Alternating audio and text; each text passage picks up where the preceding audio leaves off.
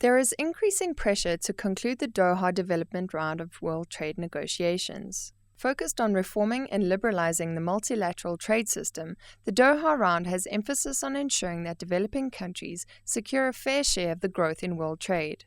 Under discussion since 2001, complicated tariffs and subsidies are scrutinised. The areas of agriculture and industrial products have proved the major sticking points of the negotiations.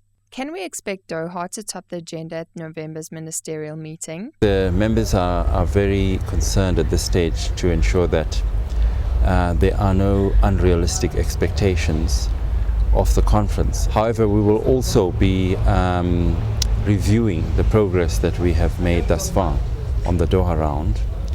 But at this stage, there is no clarity about whether we will be able to make any significant progress on the Doha round by the time of the conference.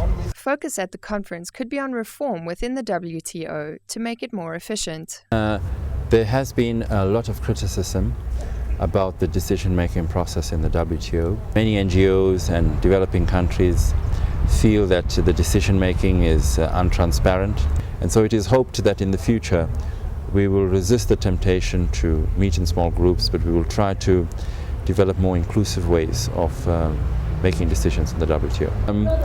Reforms are also in the decision-making are also only going to be possible if the countries in the WTO who are concerned about democracy and about their participation are actively engaged in the process of demanding their right to participate and organizing themselves in ways that will ensure that they are not excluded and that they can't be excluded. And indeed this has happened. We now have a proliferation of